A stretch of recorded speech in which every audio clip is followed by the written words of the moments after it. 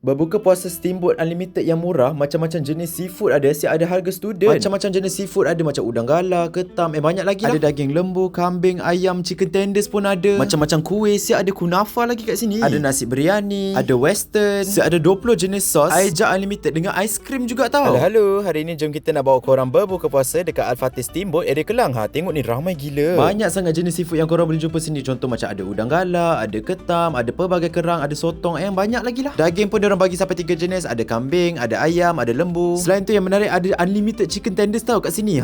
Yang paling menarik ada banyak sangat kuih kat sini. Tapi yang paling menarik is ada kunafa juga korang.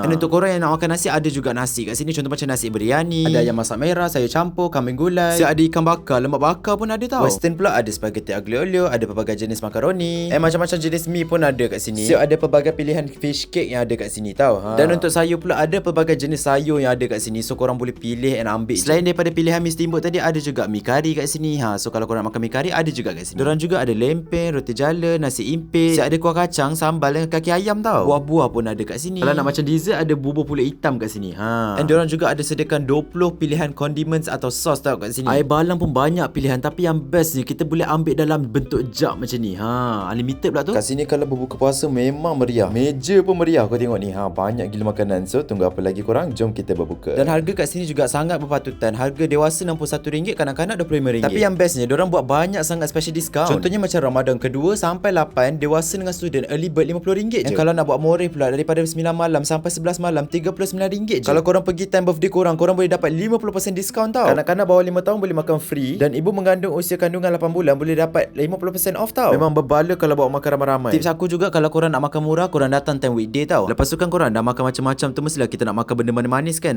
Diorang juga ada ABC DIY juga kat sini tau. And selain ABC, kalau korang nak makan aiskrim pun ada juga diorang sediakan aiskrim kat sini. Tapi yang best ni, diorang siap ada sediakan biskut, marshmallow, and siap ada macam coklat lagi tau untuk korang letak atas tu. So sedap lah kalau korang nak makan aiskrim tu. So korang tunggu apa lagi? Ajak kawan-kawan family semua korang buka puasa dekat Al-Fatih Steamboat ni tau. Apa-apa pun, jom kita.